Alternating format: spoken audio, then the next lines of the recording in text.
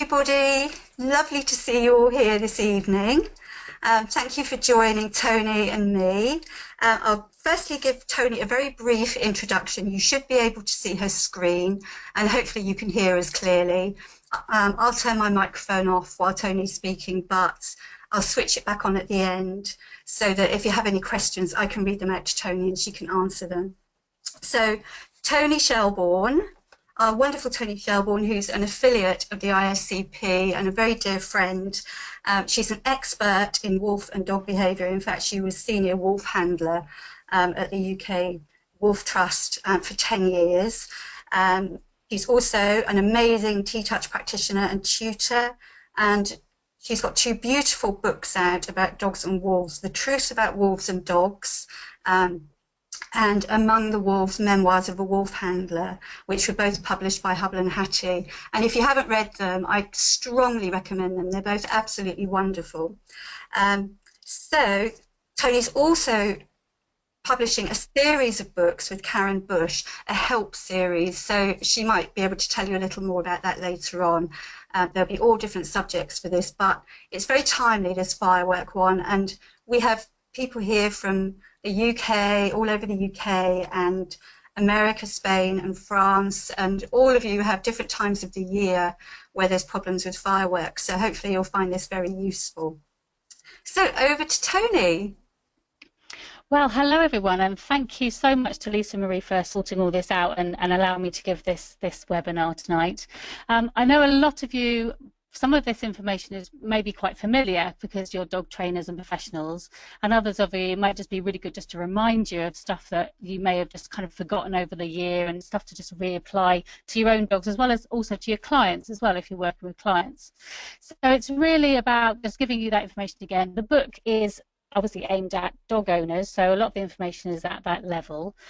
So we'll just make sure that hopefully we'll remind you of stuff and maybe there's some new stuff in there for you as well. So Lisa's done a fantastic introduction for me already, so I don't have to talk too much about where I've come from. I actually started work years ago in guide dogs, so I've been working with dogs for, goodness me, 28 years now. I can't believe I'm admitting that. But, you know, a wide range of dogs in different situations, and over the last 16 years been doing the TTouch stuff and working in my own practice with workshops and clients and lots of other things, as well as doing all the wolf stuff. So loads of stuff going on. But now really love to write stuff, and as Lisa was saying, just starting to do a series of books with Karen Bush, and I'll talk to you a little bit more about that later. So it's probably a dark November evening in England, at least, or in the UK. You probably turned down another social event, and it's probably because your dog is frightened of fireworks. It's a familiar story. There's so many people out there who have issues and so many dogs who have problems. So let's look at a few categories of why dogs can be scared of fireworks.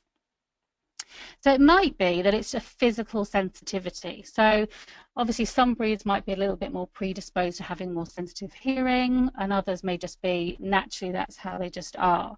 But that physical sensitivity is really difficult for them because the actual sound of the noise and the movement of air can be really painful for them.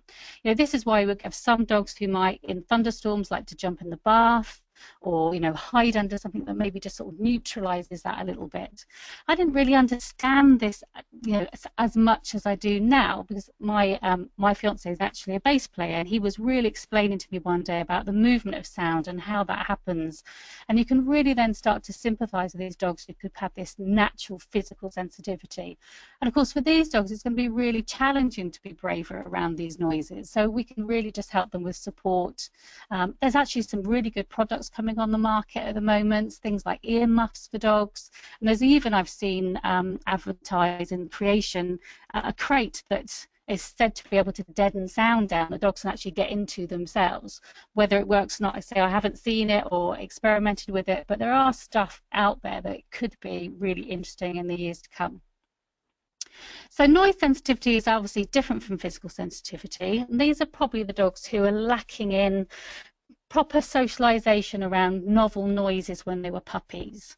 So these are the dogs who've maybe come from puppy farms or breeders who aren't quite so savvy about what they need to do. So of course, if puppies are tiny, they need to be experiencing so many different things. And one of the really important things is novel sounds. And I always remember a very good friend of mine talking about her puppies that she was rearing. One day she put on Facebook, oh, I dropped a metallic bowl and it crashed on the ground, and all of my puppies, and then there was a gap, ran to the sound to investigate. And that's what puppies should be doing. You know, they should be interested in that noise, not fearful, but they're not going to be able to get over that unless they actually get to have experiences of it. So of course, when they grow up, that's going to link into some of the issues that they have, not just around fireworks, but maybe household noises, sirens, lots of different things. Now, these noise-sensitive dogs often then have this lack of confidence as well. It could be a dog that is naturally shy, naturally underconfident of things. So, of course, anything that goes off is going to be traumatic for them. When we're looking at traumatic events, of course, that can be your one learning experience, a traumatic event where you've maybe been walking down the road and someone set a firework off right next to your dogs and they've become really scared. I'm working with a client at the moment they were happily sat in the house one night having dinner in their conservatory, and somebody let what they described as an industrial sized and sounding firework off in the garden right next to where they were having dinner. And the problems they've had with their dogs since this event has been really quite traumatic for them as well as their dog, and we're just slowly trying to work through that, but it's going to take us months to unravel it.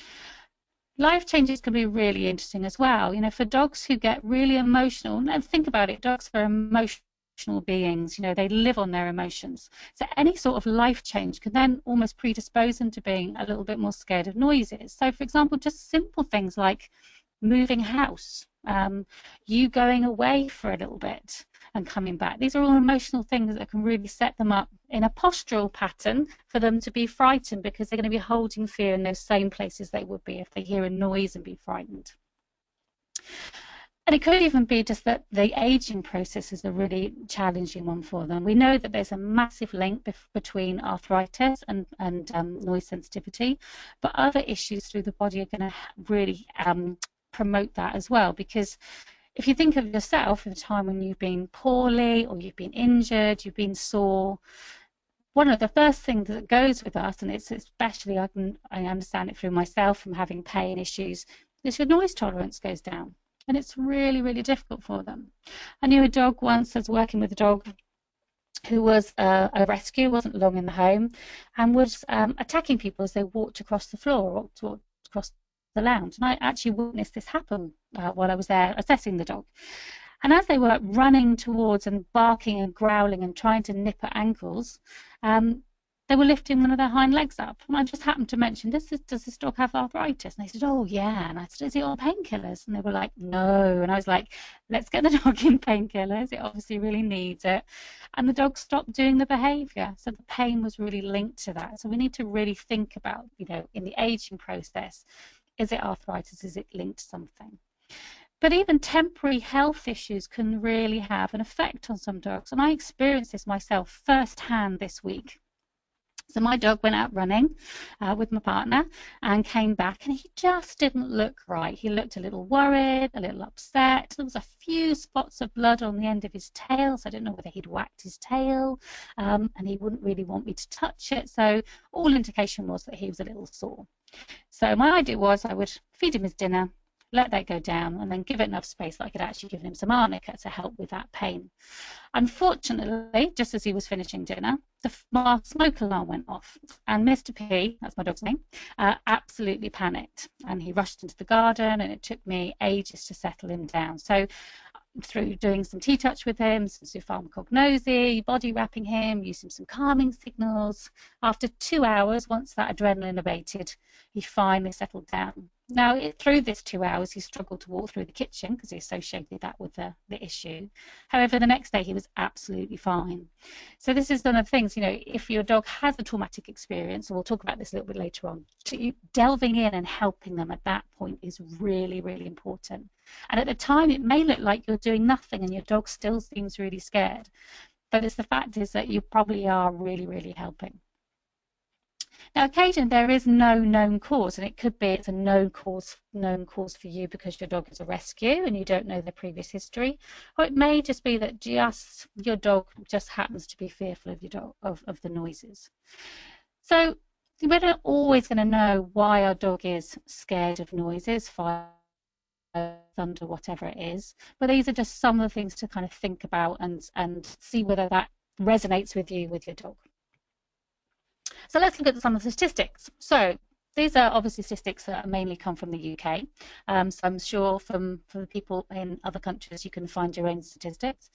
So around 72% of dogs are affected by firework issues in the UK. And that was a recent survey done by the Dogs Trust in the UK. 1 in 10 of those are severely affected and they'll need veterinary interventions. And again, we'll talk about that a little bit later on and what that means. The biggest, scariest thing for me as well is that more dogs go missing on fireworks night in the UK and actually in 4th of July in the US when these dates are on. You know, at other times of year, the statistics tell us that yes, dogs go missing, but not in the numbers that they do on this night or on that day. So it's something to really think about. So let's just have a look at the law, and I've pulled this directly from the UK government law on fireworks. So you can buy adult fireworks if you're under 18, and it isn't against the law for anyone to set off fireworks between 11 p.m. and 7 a.m. except on certain occasions. Now, what does that mean? What does adult firework mean? For a starter, an adult firework means anything that isn't a fire cap or a child's toy kind of thing. You know, there's things they can have where they just firecrackers and stuff, those little tiny caps that they set off, or, you know, really, really small sounds. And adult fireworks, you know, category 2 and 3, these are ones that you can set off in your garden or maybe in an open field, and they're the ones that we're allowed to have and buy ourselves. The category 4 fireworks are the ones that are the really big pyrotechnic ones that only should be used in professional displays. So that's kind of looking at the categories, and you know, category 1 really is about indoor fireworks. It can be sparklers and things like that, but going up even, you know, it scares me that even category 3 can be bought by adults. Now looking at the curfew, it means that after 11 p.m. until 7 a.m. you're not supposed to set fireworks off unless it's fireworks night, which you can go then until 12 o'clock, or on New Year's, Diwali, Chinese New Year, actually the cutoff then is 1 a.m. Now, what does this mean to us? It means actually when people set fireworks off at 3 o'clock in the afternoon or in the morning, they're not breaking the law.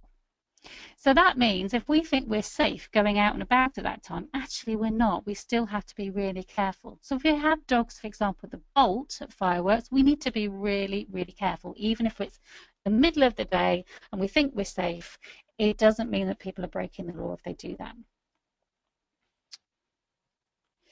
So buying fireworks, in the UK again, you can buy fireworks from a certain time, so it's only from the 15th of October to the 10th of November. So I know this improved greatly from a campaigning that guide dogs were involved in quite a lot. But it does mean it's really odd to me that you can still buy fireworks after the 5th of November, which means this is why they're still going off a lot. So these are the ones that you can buy as an adult from an outlet.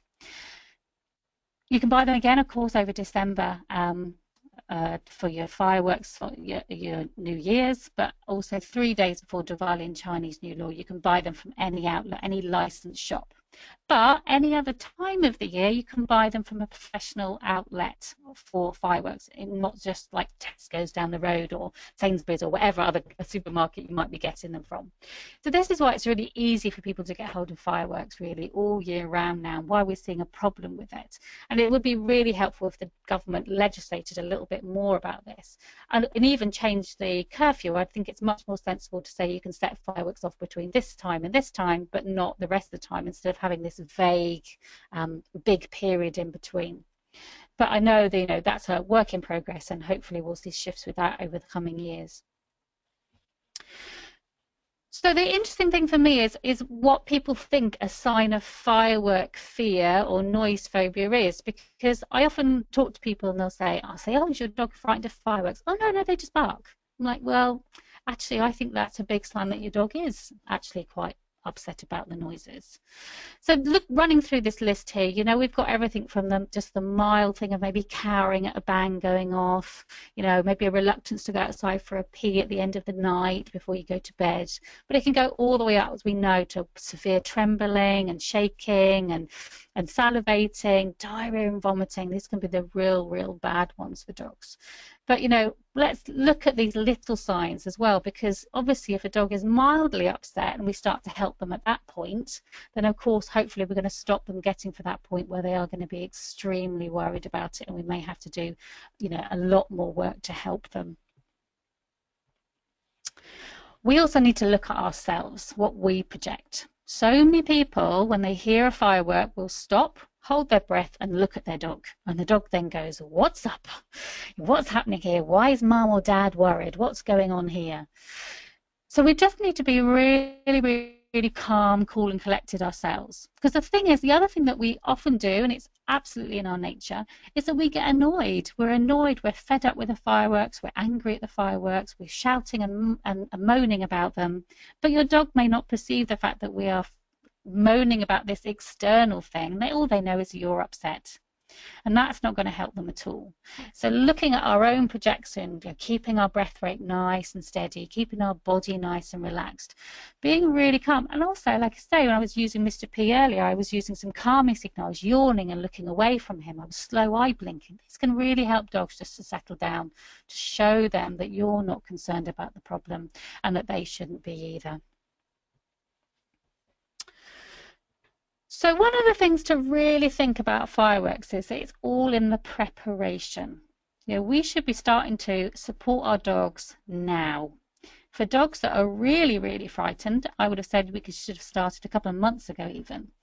And I remember years ago working with a client who came to me actually in July to start prepping for her firework phobic dog, and we worked really hard. It was really interesting because there was a series of thunderstorms just after she'd seen me the first time, and I was able to obviously I taught her a little bit of the Tellington TTouch body work and showed her a body wrap. And this lovely lady, one night when the thunder was going off, she got out of bed and she body wrapped her dog and she did some work with him, and it took the dog an hour and a half to calm down. Now there was a thunderstorm again the following day, but it only took the dog half an hour to calm down. So the work she'd done on the previous day had really helped. So if you put that into October, for example, now, so Mr. P started to have bodywork sessions every day. We use pharmacognosy with him as well, and again I'll talk to you about what that is later. And you know, I'm making sure that all of those triggers that might be difficult for him are actually not going to be triggers because we're working with him now. So I always think of the 1st of October as the day I need to start body wrapping my dog every night and doing some work with them. If you have a new dog, just don't wait to see if you've got a problem. Do the work anyway, because what are you going to lose? You know, Mr. P hasn't been with us for a fireworks season yet. We've had a few fireworks over New Year and coped quite well, but that doesn't mean he'll cope with the fireworks season now. So the work's being done. Seek professional help as well. There's lots of help out there, whether it's just a really good reward-based trainer, whether it's a practitioner in Tellington TTouch, homeopathy, whatever it is all worth looking into if you haven't already. And remember that a combination of things can often be needed for dogs that are really fearful. Just using one modality sometimes isn't enough. And we do need to have a little bit of knowledge to know which ones will work with which and which don't quite compatible with each other. But if we do this combine, this jigsaw puzzle effect, as it were, a little bit of this and a little bit of that, it can be really helpful. You might have to prepare to change your routine for a while. You might have to have a very sympathetic boss who lets you go home early, or arrange for someone to come sit with your dog if you can't be with them. Because we know the fireworks will start really early sometimes, you know, the minute it gets dark. Especially if people have got young children, they want them to get to bed, you know, they're going to start to set them off early.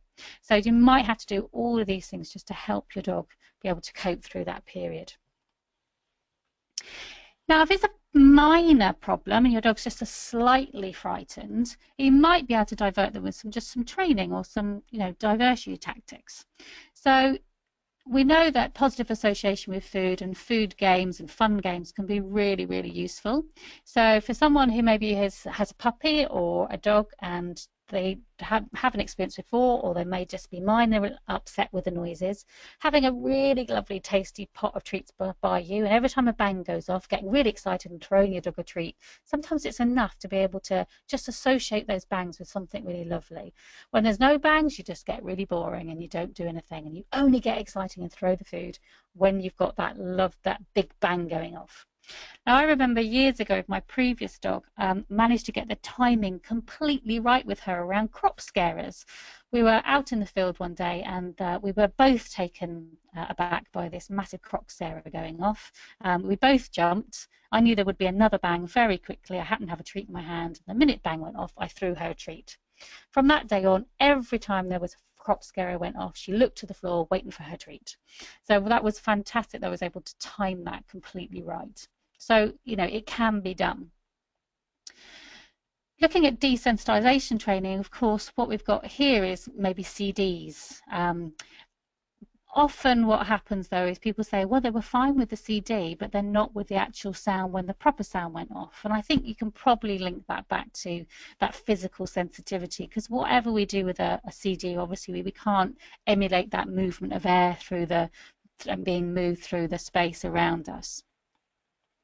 It could be sometimes that doing a little bit of body work, TTouch body work on them, or even some groundwork in your house can be really, really useful.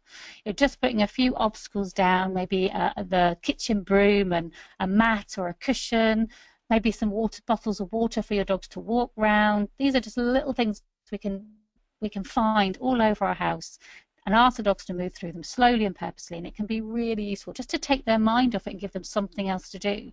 But the TTouch bodywork and the groundwork will also help give things like serotonin releases and dopamine releases. So those lovely, lovely hormones that make us feel really, really good. It could be that we just do a bit of training. We wouldn't teach them something new at this time. You know, we might just do the very basics that they can do really well, sit down, things like this. Or we can maybe use scent games. So I think snuffle mats are a really good invention, often sometimes called other things, but there's this mat that we've got to be able to spread some lovely dry treats through, and the dogs have to just snuffle through and find them. We know scent is really calming for dogs, and using their scent glands is really calming. So anything you can do to get them to use their nose at this time can be really useful. So here's the big question: to crate or not to crate? So I think obviously dens are brilliant for dogs. I would never lock one in them myself personally. I've known dogs to break jaws trying to get out of them and break other limbs and get caught up and really panic. But for those dogs that do like to den up, you don't have to have a crate. You know, if they are hiding behind the sofa, then let them hide behind the sofa. If they want to be under the table, you can create an even nicer den by throwing a blanket over and making it a little bit darker. I've seen friends and colleagues as well using these pop-up tents. So, you know, the pop-up tents you might use to take to a festival or an outdoor event where you can just about get in there, or maybe the children use them as a play tent. And you haven't got room normally for a normal crate, but your dog really wants to den up, then obviously that can be an easy solution and a cheap solution for you as well. Of course, there's no good putting up the den or putting the crate where you think that they need to be. We need to put it up where they want to be, and it's really important that they're comfortable there. So if it means they're under your bed, then they're going to be under your bed, and that's the place they want to be. So we wouldn't be dragging them out of there to put them in something else we've created that we think they might like. So let's look at a 10-point plan for the night. Okay, this is a really good thing to just remember, just to remind yourselves you already know, or again, just to remind your clients when you're working with them. So the really interesting thing, obviously, is that many dogs do get injured this time of year. So what we need to do is just not rely on those curfews at all. You know, just assume that fireworks will go off at any time of day or night. So that means walking can be quite tricky. So, of course, we're going to probably be less likely to have fireworks in the morning. So it may be that we have to change our routine slightly. I would definitely suggest skipping the late night walk. You know, even if you think that all the bangs have stopped and it's after the curfew, just don't rely on that. You know, just make sure maybe you just change their routine slowly, walk them in the morning, get up a few hours earlier, maybe go out then. So if you know that they're going to escape maybe by bolting, I would definitely also encourage dogs to be on leash all the time, even if that's on a long line, as long as your dog's not going to yank you at the end and they've got a good stop command, or a steady command, so they're not going to pull you over and pull that lead out of your hand anyway. It's just safer to have them on that attachment. And I would always attach that long line or a long lead to a harness as well, because again, if they do bolt off, we don't want to injure necks. Toilets in the garden, that's a really interesting one when you're out there at night. So of course you want to try and get them out and have a nice wee before it gets dusk, before they really are going to start. But again, you may have to take them out on leash, because you don't know if one's going to go off. And if they have a tendency to bolt and they're good at jumping fences, then again, that's a risk for us. But please don't make your dogs run the gauntlet alone in the garden if you're letting them out, just in case another one goes off. And also, if they're not going off, your dog's probably going to be reluctant to go in there anyway. Always go with them. Always be with them. Just be there as an emotional support. If you know your dog's really frightened and you know that there may be a bolt risk, we know that dogs can hold their bladder for an awful long time. So I've known dogs to hold their bladder for 24 hours plus. So, if it means us just getting up in the middle of the night or a few hours early in the morning, is that really that difficult for us, just for a few nights of the year, just to make sure that they're safe and secure? The other thing, obviously, and some of these things might seem very obvious, but I think, sometimes we all forget this, but it includes, being at home with your dog all the time. Do not leave them on their own. And this includes separate parts of the house. If they're up in the bedroom and you're downstairs, you're not there as an emotional support, and you're not there to be able to monitor their behavior either, and to help them through the scary times. If they get worse, can settle, worse and settle. So you need to be able to there to monitor that. So it may be very well that you do have to alter your plans, your work times, draw up rotas with the family, and may have to have a dog sitter. Now, if you do have a dog sitter, I would encourage you to have someone, obviously, that your dog knows really well, because the added stress of being with a stranger can be very, very difficult for some dogs as well. But if they have someone that they really know and trust, and that you trust to do all the right things, and you have to go out, I think it's essential that your dog isn't left and you do have someone to come around and sit with them. I would also make sure that you get all your tasks done for the day as well. That means cooking, showering, whatever it is, so that you can just be around to monitor them closely. Because even if we take our eye off the ball for a second, it can be really difficult for the dog. And of course, if they want to be in their den and you're in the kitchen cooking, again, that emotionally for them can be quite tough. So just make sure you're available for them. May seem really silly about wearing a collar, but remember how many dogs go missing on this night. And I think it's just easier if we know that there's tags there. It's obviously going to be quicker to reunite them with you than having to go and find someone who's got a microchip reader. The other thing that might be really useful, just as a preventative, and I know lots of us use high-vis things anyway this time of year, but having high-vis on, even if it's just a collar, if your dog does bolt and get in the roads, there may just be that off chance that the driver's just going to see them better with a high-vis jacket than they would, or a high-vis collar, than they would if they were just wearing their normal collars. You want to stick to your normal routine, but sometimes you do have to change it. But remember to change it gradually, because remember, dogs like routine, and some of them don't do well with change. They're not so adaptable, and it's going to be the dogs that are more anxious of fireworks that are going to be less adaptable anyway, and less amenable to those changes. So change things slowly. As soon as it gets dark, obviously shut all those curtains. Now, it may be that you don't have curtains. There's lots of lovely houses with beautiful blinds these days, or you may just have moved into your house, for example, and not have any curtains up.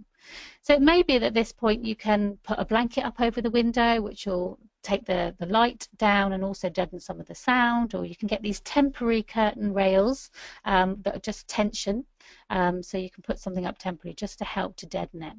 And of course, all of us know about using that kind of calm music, and you can get music that has been designed specifically for dogs, and it can just help them just to settle. It's very much heartbeat sounds and calming sounds. Remember, if you are using the telly or the radio, make sure there isn't going to be anything with fireworks on or loud crashing bangs, because of course, rousing classical music is not going to be as effective as slow, lovely, soft melodies that are going to help them to stay calm. Well, just double check all your windows and doors and external doors, and that includes the garden gates. So many people said, oh, you know, I lost my dog because somebody else left the garden gate open. Don't assume that your doors and everything are shut if you are not the only person in the house. I wouldn't ever lock a dog in a room without being there, but of course you'd need to if you were going to go and answer the front door and you didn't have a porch to go to. So just check all these things. Remember, a stressed dog could get through a really small space. So we need to make sure that they're not going to be able to get through anywhere and get out. I've known dogs to be able to just crash through windows and get through tiny areas. So just make sure they're safe if they're in a panic. If they're really calm and settled, leave them be, leave them to their own devices. You just need to be in the room with them. Don't stare at them or keep checking them or keep prodding them, see if they're okay. Just check your own emotions and your behavior as well. Just have a nice chilled out time with them. I love it on fireworks night. I often sit around, obviously at home with our dog, sit on Facebook watching what people are doing. And everyone I know who's prepared their dogs around fireworks are having a lovely evening. The dogs are having a chew. They might have been in the garden to watch the fireworks for a bit. But all those people who haven't prepared their dogs, or maybe it's the first time they have them, they weren't aware there was a problem, obviously are all on Facebook ranting about. So be one of those people who, you know, can leave your dog to their own devices having a nice chew or having a sleep because they're settled because you've prepared them. Keep an eye on that water level ball as well. Anxious dogs can drink more. Obviously, that may be a little bit of an issue for toileting as well. So just keep a monitor on that. Obviously, you need to be careful about restricting water, especially if you have older dogs or dogs with problems with kidney problems or whatever. But just be sensible about it. You know, if they're drinking a lot, maybe just ration it down and just give them a little bit at a time. But also, of course, they can go the other way, so they can be so stressed that they stop eating. And if I have a dog like that, then I would encourage you to put a little bit of water on their meals, for example, or maybe use a novel taste. You know, make some lovely chicken broth or something up for them that they can drink at that time. And again, it will give them something else to think about as well if you're offering them something really lovely. But really be proactive and get your hands on there. I know for a long time people would tell us that you shouldn't touch your dog and you shouldn't spend time with them and you shouldn't support them because it makes them worse, and we know absolutely that is not true anymore. And like I was telling you the story about Mr. P earlier, he was in his worst fear state the other day that I've ever seen him, and I got the work done and he settled, and it meant the next day he was absolutely back to normal. So I can prove to you definitely that doesn't happen. There's some lovely studies out there at the moment as well about stress hormones and how they become much worse if you don't touch your dog. I think this was done with dogs who were ignored when you returned to the house, and they measured those stress hormones and they just rocketed. So we know that dogs are going to be much better, much happier with you touching them, being near them. Now, if you want something positive to do, something that's going to be even more calming than the just stroking your dogs. Obviously, learning a little bit about the Tellington TTouch training can be really useful for that, because we can really help them to settle. And so think of it as a more positive touch. It's not so much a mindless petting, but a pet that can really help them, a movement that can really help them. But please do be aware of your own personal safety on the night or when the fireworks are going off. We know that dogs can be really unpredictable, and if you have a dog that tends to react in an aggressive way, you know, when they're fearful, come out with all guns blazing in that fight fear mode, then obviously we need to make sure that you don't get hurt as well. It may be that you have to put the prep work in and then just be hands off for the night, or use some hands off methods to help them. So let's have a quick look at veterinary drugs. Now, I'm no expert of these, so there's lots of information out there that you can go and research yourself. There's various different types. There's things like serotonin uptake drugs, there's tranquilizers, there's sedation as well. They're often very costly, and the timings have to be quite precise as well. So some of them have to start weeks in advance, and others of them, you know, if you don't get them into the dog at the right time, obviously they can just be so fearful that they shake the drug off. One of the ones obviously we know to avoid now is a sedation called ACP, and it was used a lot back in the sort of 80s and 90s. But this is a drug that will immobilize the body but not the brain. So the dog is terrified of not only the noises, but the fact that they now can't move. So it's something that we really should be avoiding. Now, there are some other really nice sedations and tranquilizers out now that actually help the dog to forget about their traumatic event. So you could look into that. Excuse me. What we need to remember, though, is that a lot of your clients and a lot of people don't like the cost of it or the thought of using it. So excuse me, just having a big coughing fit here. So we have to think about the side effects as well. Side effects can be really, really traumatic for dogs and cause lots of other different problems. Right, hopefully I've got my voice back. So let's look at some holistic options that you might not have tried. So these are one of some of the ones that I would use the most often.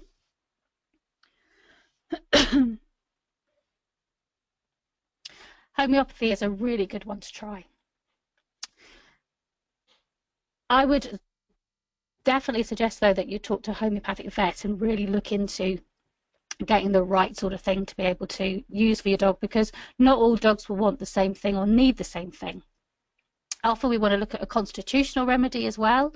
So constitutional remedies are really looking at their personality drug, what's going to help homeopathy, what's going to help them with that. But there can be some really, really good ones there as well. But, you know, when we use them ourselves, it can be a little bit hit and miss. So you really want the help of somebody who kind of knows what they're doing. I would be a little bit cautious about herbs, just because they can be so powerful. And if we use them and we don't really understand how they work, it can just be a little bit, send the dogs the wrong way sometimes as well.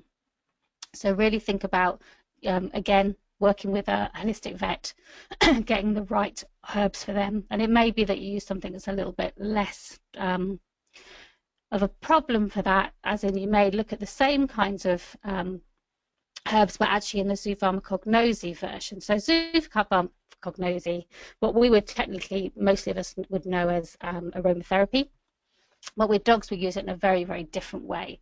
So when we use aromatherapy on ourselves, mainly what we want to do is have it on us. We put it on ourselves. However, dogs prefer mainly to have it just by smelling. Now, there are hundreds and hundreds of these lovely scents out there, and your dog may choose something completely different from your neighbour's dog. So again, they're quite costly, the oils. It's quite a process of finding the right ones for your dog. So again, working with an applied zoopharmacognosy practitioner, I would say, is probably essential. Again, for some dogs, if they're pregnant or they have medical issues, again, you need to know someone who really knows what they're talking about for them to be able to sort that out to make sure it's safe. I would say if you wanted to try anything for yourself and not go to professional, the flower essences are probably the safest ones to use. We all know about Rescue Remedy, or most of us do.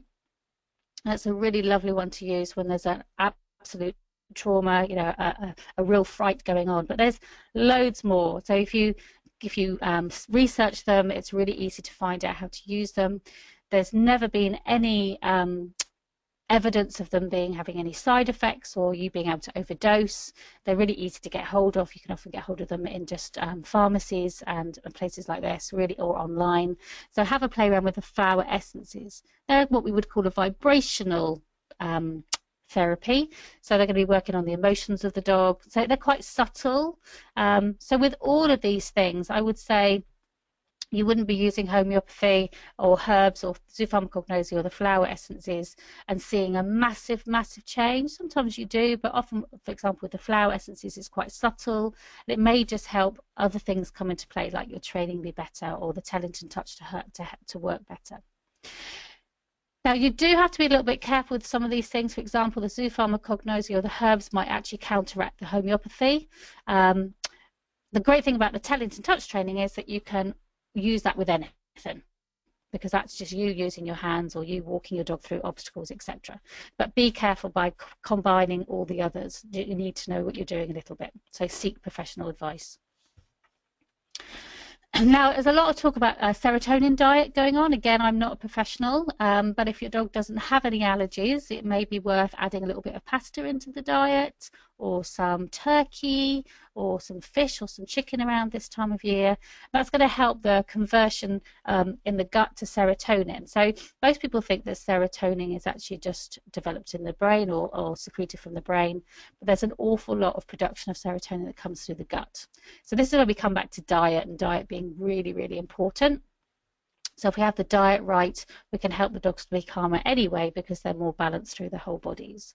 But do look up serotonin diet if you're interested. Like I say, I'm not a complete expert on this, but it's a really interesting subject to look at. But obviously be really careful if your dog has any intolerances, and also introduce it, obviously a long time before, little and often, if you're going to change the diet. So let's have a little look at the Tellington TTouch. I know some of you are very familiar with it and others may know about it a little bit, and there may be some of you who don't know about it at all. So bear with me if you know a lot about it. We'll just go through this so everybody knows. So we would term a really good definition of Tellington TTouch as the forward-thinking approach to training, handling and rehabilitation. Who uses it? Well, everybody now, which is absolutely fantastic. So I know dog trainers who use it in their classes, people who are training with agility for their dogs or show dogs. I know vets and vet nurses that use it. I know dog wardens that use it to help when they're having to catch strays and calm stray dogs down. I know pet owners that use it really effectively as well. So it's safe to use for anyone. Anyone can have a go. Nobody's going to do any damage. The worst thing that's going to happen is nothing will happen at all. So how does it work? Let's have a little look at this. What we can do with Tellington TTouch is we can shift an animal from a state of arousal or fear to a state of calm focus. And we do that several ways. So we know that pressured touch is very calming and comforting. We also know that by doing the non-habitual movements, the body work, the circles, lifts and strokes with the TTouch, we can tap into those neural transmitters. So again, serotonin and dopamine and oxytocin are going to be boosted by doing this work. And we also have evidence to suggest that we have a positive effect on the brain. So we can keep the brain in a thinking state. So keep them out of those fear states, like fight, flight, freeze, fall around, whatever it is that they're doing, and get them to be more rational. So we want an animal to act rather than react to a situation.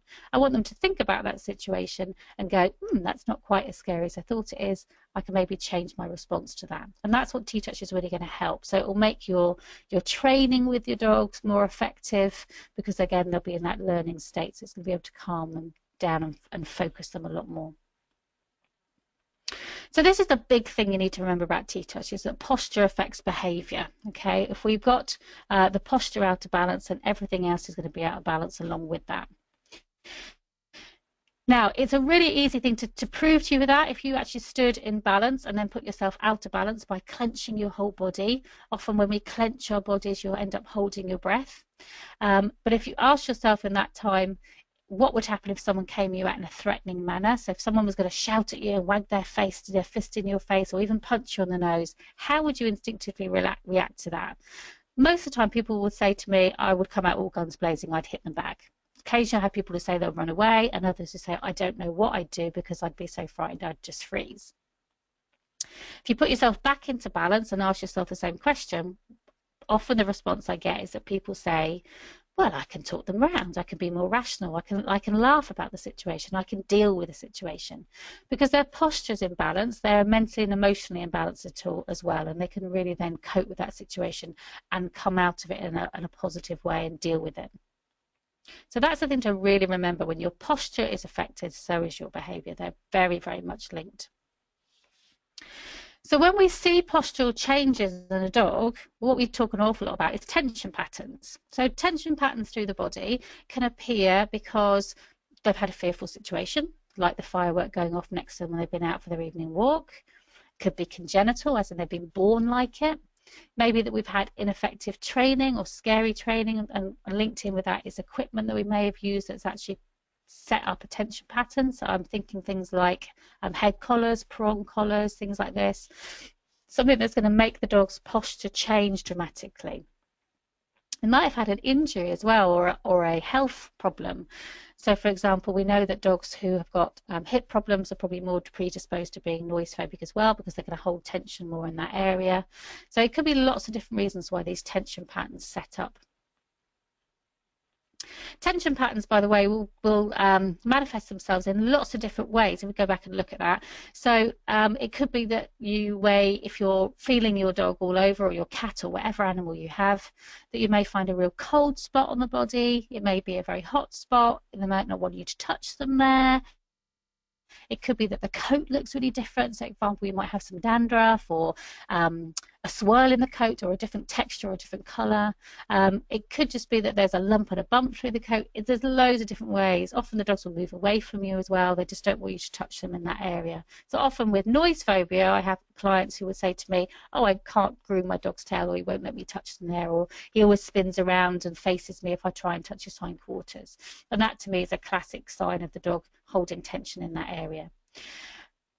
Also, with noise phobia, you often get a link to tension through the mouth as well, because the gums and lips are linked to the area of the brain that deals with emotions and learning. So often what happens is the dogs become vocal, or they won't eat, or they eat too much, or they do something inappropriate with their mouths. And often it comes out just like us and might have a very dry mouth as well.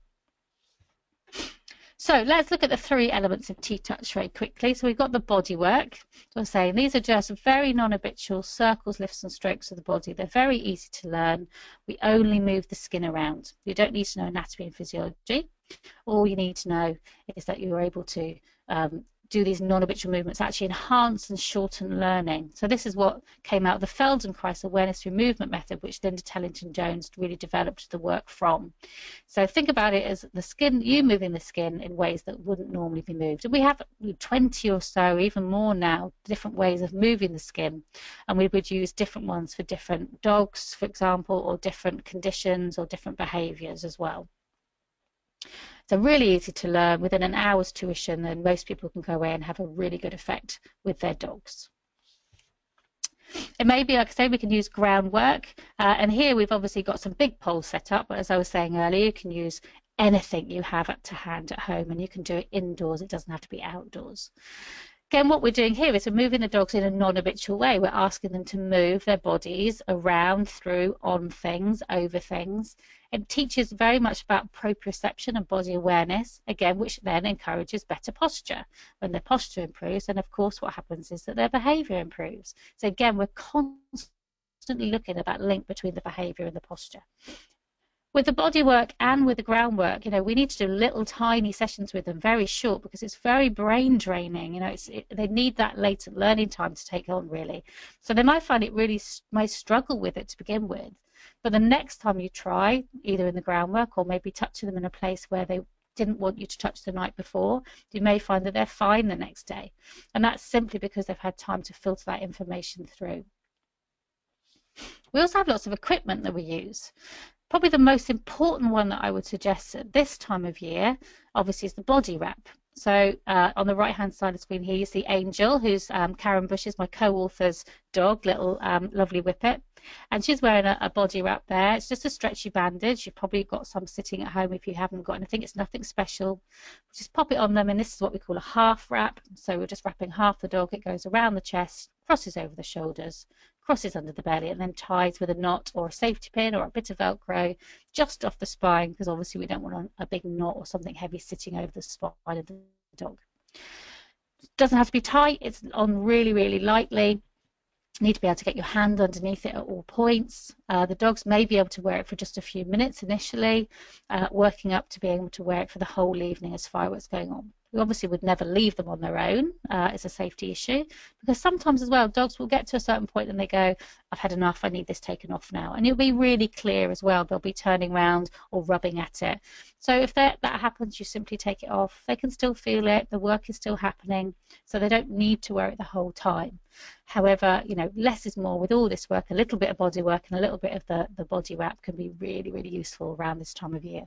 And we can use that in our prep. So starting from now, going forwards, using it every evening. Don't just put it on when the fireworks have started, because all this work has an acclimative effect as well. So we need to be doing the work little and often in our preparation leading up to the night. Lots of you have probably heard of the Thunder Shirt. So Thunder Shirts were developed with Linda Tellington-Jones, our founder, from the body wrap. So the Thunder Shirt really is just a very posh version of a bandage. There's lots of other versions out there now as well. There's calming coats and anxiety wraps. But a t-shirt, if you only have a human t-shirt, then try it on your dog, because it can be really helpful. And that's what we used to use before all these other things came on the market years ago. If you're using a t-shirt for humans, you just put it on upside down. So the tag that usually sits on the back of your neck just sits under their chin. Obviously their legs go through the armholes, so you want to make well sure that it's not too tight under there or at the neck. And obviously, if it's a lot dangling down a lot, just tie a knot or put a hair scrunchie or something so they can't trip up. And obviously just check with the boys that you're not anywhere near their private bits that might be a little bit uncomfortable. So let's look at the benefits for dog owners. So with the Tellington Touch, it's that drug-free way of being able to calm your dogs down. You know, they're able to use it when their dogs are scared, so we know that it doesn't make them worse, but we can very quickly bring them out of it. If not, it might not look like it there and then on the day, but the next day they may recover very quickly, the next day even quicker, until the point where they look a lot better and a lot happier. So when I was learning T-Touch, I had a dog called Buzz, and I would practice T-Touch on him because he was very firework phobic. So the first year, before I did T-Touch, and I knew anything about it, he'd be under the coffee table, panting and digging and very stressed, and I had used sedation with him in the past. The first year I did T-Touch, and my preparation with him, he was able to lay quietly by my side on the sofa. He may wake up a little bit. If there was a big bang, I'd do a little bit more of the body work, and he'd calm that down again. He would literally also jump into his body wrap every evening. He'd ask for it to be put on. This is what you find with dogs, that they often will come and ask their owners for the help, ask for the work, and it can be really useful because it means the owners then also feel like they're doing something positive with their dogs. Because as we know, it's horrible watching a dog being distressed and feeling we've got nothing to do to help them. So as I said, this stuff is really easy to learn. It's safe to use. You can use it as that long-term preparation and cure. So I have known dogs that have completely got over their noise phobia. But also in an emergency measure, if something happens, like a sudden thunderstorm happens or a sudden firework display gets set off somewhere, dive in and do the work. Put your body wrap on, and it can be really, really helpful. Especially if they've had work regularly, the body remembers it, and it can be really good. So these are some of the touches and some of the things I might do in preparation for fireworks. They won't mean a lot to some of you, but I will give you links to be able to go and explore these and be able to find out more about them just a little bit later on. I think tail work is really, really important for noise-phobic dogs, but they may struggle with it initially, along with the mouth work, again, I think is really important. The zebra and the ear work and the clouded leopard are really good ones also in preparation for noise phobia. Body wrap, essential. Groundwork, some people use it, some people don't. It's beneficial if you can use it, but it's not, you know, you're not going to not have an effect if you only use the body work. On the night, you might not be able to do things like tail work and mouth work, so you may want to just start with some of the really simple touches. So some of the zebras, for example, it's just like a zigzag going down their bodies. It's a really simple one to do. Stroking their ears, you know, really simple things like this can have a massive effect with dogs. There's acupressure points in the ear for the whole body, so when we're working the ear, we can really lower the respiratory rate, we can calm them down. So it's the only thing you know, that and putting a t-shirt or a body wrap on your dog, then that's at least is going to start to help. It will help. It won't be hindering or making it worse. So you can find out much more about how to do these touches. There's lots of little tuitional videos about Tellington Touch on YouTube. So do search for Tellington Touch for Dogs. There's a whole host of really great little clips on there from Robin Hood, who's Linda Tellington-Jones's sister, and lots of other really good practitioners from all over the world. So if you're a person who has to see it, you can really get a good idea of it by watching them in those videos. If you want to be reading a book, Linda's got a fantastic book called Getting in T-Touch with Your Dog. There's other fantastic books by Sarah Fisher and all lots of stuff out there, so do look them up. They're readily available from Amazon and other online places, so have a go. It's also really easy to attend a workshop this time of year or a one-to-one session with a certified practitioner, you know, not just with the T-Touch, with all, I say, the zoopharmacognosy and everything else, but you can do that by finding out where your local practitioner is. So for the UK, if you follow this link, which is ttouch.co.uk, and on the site you can go into the practitioners section, and in there you can put your postcode in, and it will bring up the nearest 2 practitioners to you. Now, if you're in the States, TTouch.com is the international one, but the one mainly deals with America.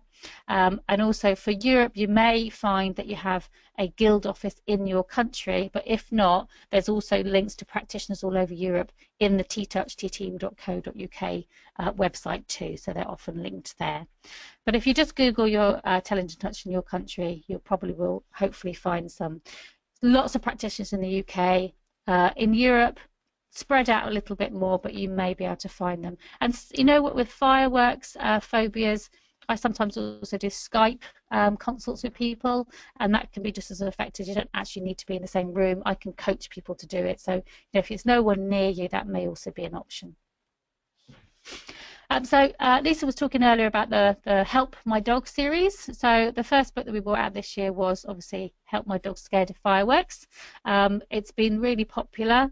It has everything and more that we've covered in this talk today, more in depth. It's every single thing that Karen and I know about fireworks. It's available on Kindle, and we decided to put it on Kindle because it means we can download it when we find anything new, add stuff in and upload it again. So it's always current as far as we know. If we find something new, we're always going to put it in. And because we've self-published the paper book, it means we can also do the same for that as well. Now, the great thing is, well, we're literally just finished the next book, but we decided that we wouldn't release the next book, which is actually on travelling issues. So if your dog is car sick or has other behaviours in the car, doesn't settle, is very unset, that's going to come out after the November the 5th, so that we can really concentrate on that and people know about this book. But you can see the website at the bottom there. That's going to keep you up to date with all of the books that are upcoming, that we're writing, and all the ones that are already out. Or like I say, you can just go onto Amazon and find them. Here's just a little bit more information about myself. So just looking at the third one down here, this is the Facebook page for Karen and I's book. So again, going on there, you'll get all the latest information about what's coming up. But these are also my own details as well. So tonishelbourne.co.uk is my main website. The Truth About Wolves and Dogs, which is the title of one of my books, is my main Facebook page, although I often am very happy to link up with people on my personal page as well. I do go on Twitter, but who can say anything in 140 characters? Not me, so I'm not on there very often, so I'm more of a Facebook girl. So join up with me there. I'm happy to chat with people. Email me. You'll find my email address on my website if you have any questions about anything. And yeah, that's all about me. And thank you for listening. I hope you've had some new information, or it's just reminded you about stuff you already know, or you've been able to take notes, be able to hand those on to clients. So it's a really good, useful resource for clients if you want to just take it along. The book's very cheap. It's $4.95, or it's 99p on Kindle. We've made it really cheap so it's accessible to everybody. So thank you for listening. I'm going to hand back to Lisa now in case you've got any questions, and I'm happy to answer them if I can. That's brilliant. Thank you very much, Toni. There's lots and lots of really useful information in there. I'd like to add as well, because I read Toni's book when it was first written, or Toni and Karen's book rather, on fireworks, and with the moves that Toni was describing in TTouch, there's actually instructions in the book for how to do that, isn't there, Toni? Oh yeah, there is. I forgot about that. yeah, it's all in there. Yeah, there's lots of lovely diagrams in there that make it very, very simple, and it's something that I've used with Sky with my dog, and it's really, really effective. So that's, you know, it's worth reading the book even to learn about that, you know. But there's a lot more information than Toni's even had time to give today, and we've come out of it with a lot of information. I wanted to ask a question actually, Toni. When you showed the slide and explained the body wrap, there was another photo on that slide of a dog with a calming band around the nose. Would you like to explain what that is? Yeah, so for dogs who are really emotional, and that emotion comes out via the mouth, like barking or biting or chewing, having a calming band on, or even just a simple piece of elastic across the nose and crossed on the chin and tied behind the head, but very loosely, we wouldn't take any stretch out of it, can be really helpful to just, one, calm them down emotionally, because it kind of sits over that powerhouse of emotions, but two, to just remind them of the behavior they're doing. So if you've got a dog that habitually barks, sometimes they don't know they're doing it, but if you highlight that, say, do you know you're barking? And they often go, oh, I'm barking, why am I barking? And then you can start to change it. So it can be a really good just little reminder of the behavior they're doing. So it's not a punishment thing or an interrupter, it's just a, hey, do you know what you're doing? Do you know what your habit is? Oh yeah, I've got this habit. Oh, I don't have to, I can change that habit. So years ago, when I used to present, when I worked at guide dogs, I used to hold a pen in my hand and click it. And it used to apparently annoy people because somebody shouted at me from the audience one day. But I didn't even know I held the pen in my hand. So I had to retrain myself to not have pens in my hands. And that's exactly what the calming band will do. It will just help the dogs to recognize that behavior that they're doing and help them to stop. Great, thank you. Yeah, very, very different to people who tend to, all these horror photos that you see on Facebook and all over the place where people have wrapped things around their dogs' muzzles, sticky tape and things like that. Oh, But yeah. yeah, so, and it's interesting because, of course, if the calming band's on, if it's a dog who's barking continually, then they'll be reminded each time they bark because they'll feel the band when they open their jaws as well, won't they? Yeah, it's a very light pressure, like I say. There's never any stretch taken out of the elastic, and sometimes I put them on so loose to begin with, because, for example, the dogs who really need a calming band on are the dogs who probably have had people have tried to use head collars with them, and they've absolutely refused to wear them because they've got so much tension in their mouth. So I wouldn't just obviously put a calming band on them. I do lots of prep work, and the mouth work is really essential for that. So lots and lots of work around the muzzle and actually even inside the mouth, up on the gums, is really important. And then obviously introducing that calming band very, very slowly, just like you would introduce any other piece of equipment to a dog. So it's and moments, leaving it on for moments at a time and using positive association and taking it off if it's too much for them and trying again the next day. But the essential thing is that it's on very lightly. You should be able to get 3 or 4 fingers under it. And like I say, if they're really worried, I start so loosely that literally if they drop their head and pointed their nose to the ground, it would fall off. So that's the important thing about it. Great.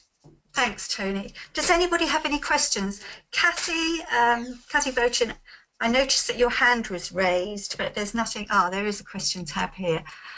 Okay, let me have a look. This is from Nora. Thank you for the webinar. It was great. I'd like to ask regarding TTouch and flower essence. I've got a rescue who's scared of almost any noise, and recently it's been very windy and he begins to get nervous and barks. Would these 2 options help? Also, would the calming band help, or would it be advised? He's also a dog with low confidence.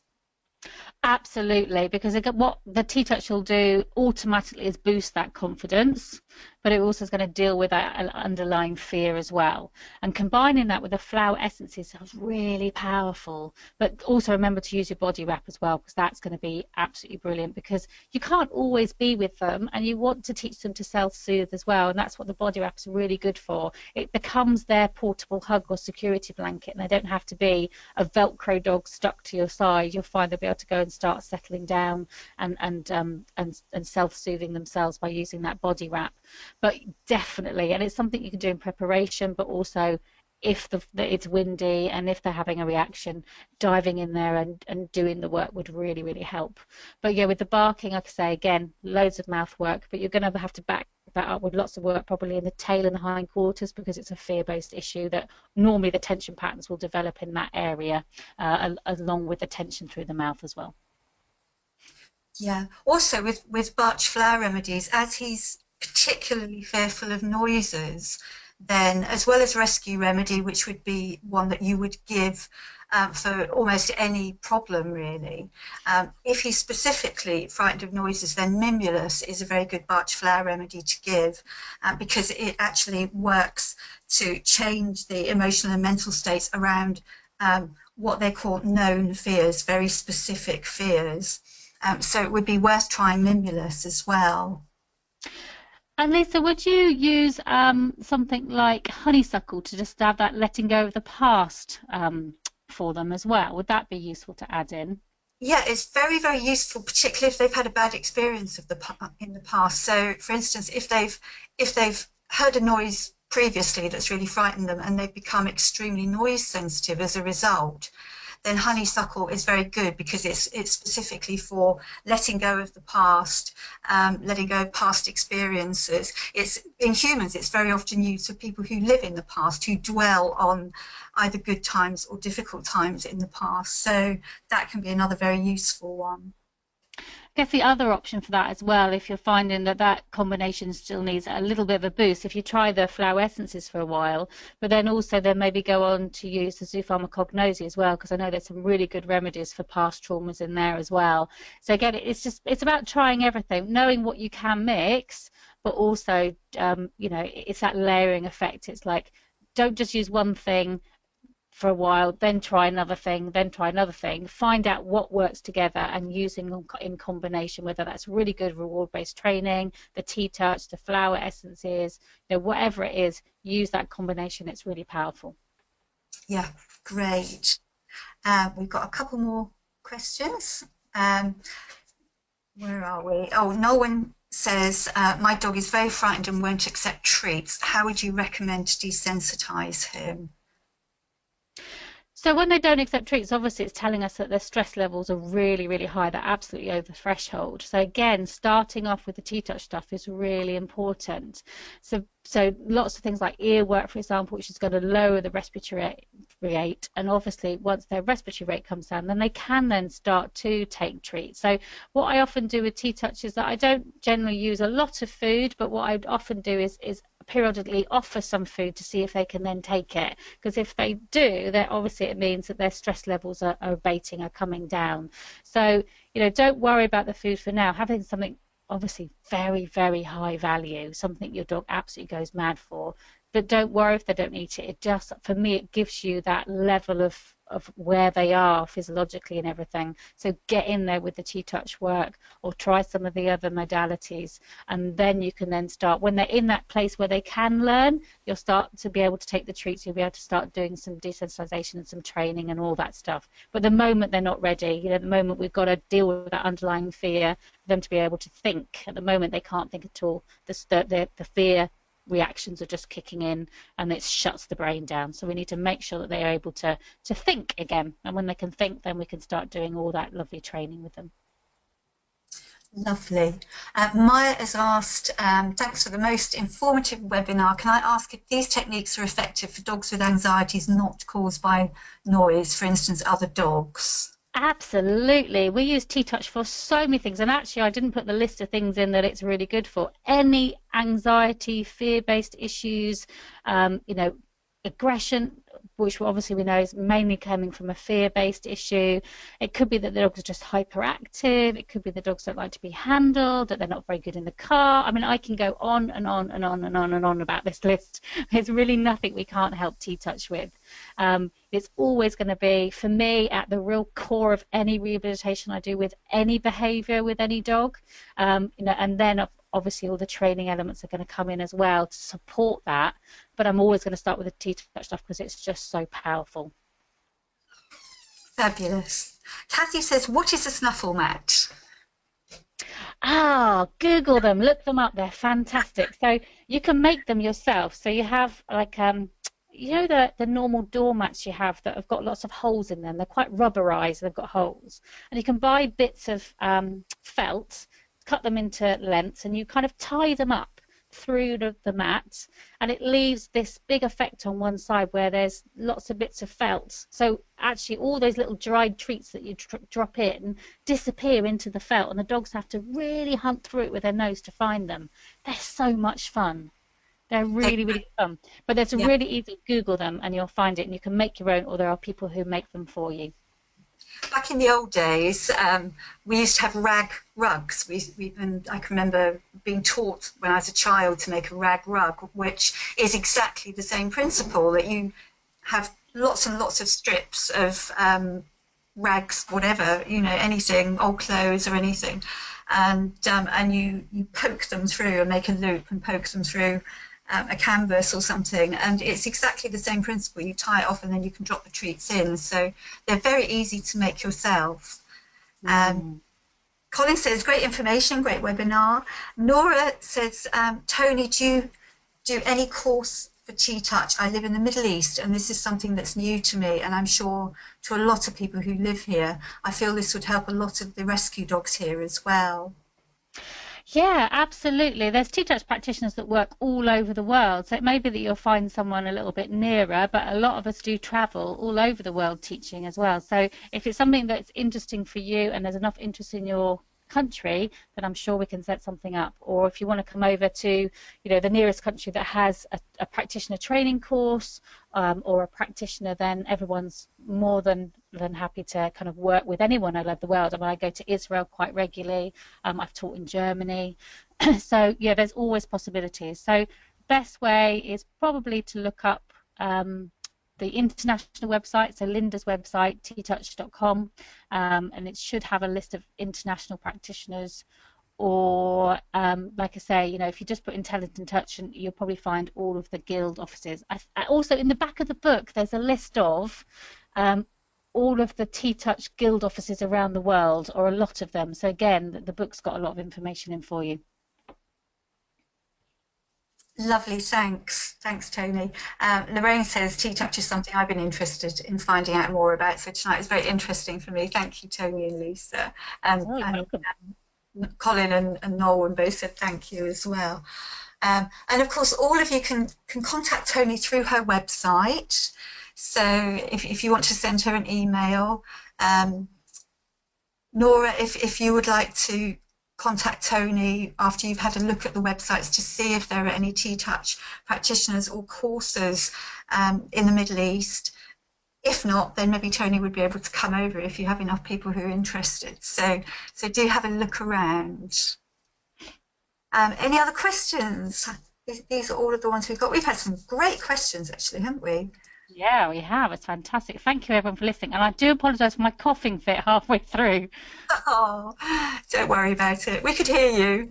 Luckily, I had a glass of water with me. What else is there? Have a look. Dan? Yeah, Nora says, I will do that for sure. Thank you both. This was lovely. Well, I'm really glad that you've all enjoyed it. Helen says, thank you. That was really informative. Lots of fabulous information that we can all use with our dogs, and not just dogs, with cats as well. Yeah, and small animals. Toni, for any animals, Yeah. I always feel terribly sorry for horses around this time of year, sort of November, December, because all the noises, they're just stuck there, absolutely terrified very often. So Well, the animals we forget the most are rabbits and guinea pigs and small yeah, animals as well. So it just as effective for them, all of these points. yeah, fabulous. Okay, and if any of you want to find out how to use the TTouch moves, then have a look online at the videos, or if you get Toni and Karen's book, then there's lots of wonderful diagrams that make it very, very simple to understand how to use the moves. There's also lots of practitioners all over the UK at the moment who are doing specific workshops for firework issues. So do look up on the TTouch Team website and find your local practitioner who's maybe running a workshop as well. Fabulous. Oh, Elaine says thank you. Message from Elaine. Well, thank you very much, Toni, for a really useful and fascinating talk, and thanks to all of you for coming and joining us. We've got people from all over the world. It's wonderful. America, Spain, France, all over the UK, Middle East. So it's wonderful that you've all taken such an interest in the subject, and that you're going to be able to take this home with you and hopefully have some new strategies that you can use for the animals in your care. So thank you, Toni. You're welcome. I enjoyed that. Yeah, I really enjoyed listening too. Yeah, Elaine says she's going to buy the book now. Oh, thank you. Oh, which is lovely. It's well worth reading, Elaine. I highly recommend it. Okay, well, I shall let you all go, and thanks a million for coming and joining us. And thank you so much, Toni, for taking time out of your very, very busy month this month to help us Thank you very much. You're more. welcome. Well, take care, and thank you for coming, everybody. Bye then. Bye. Bye.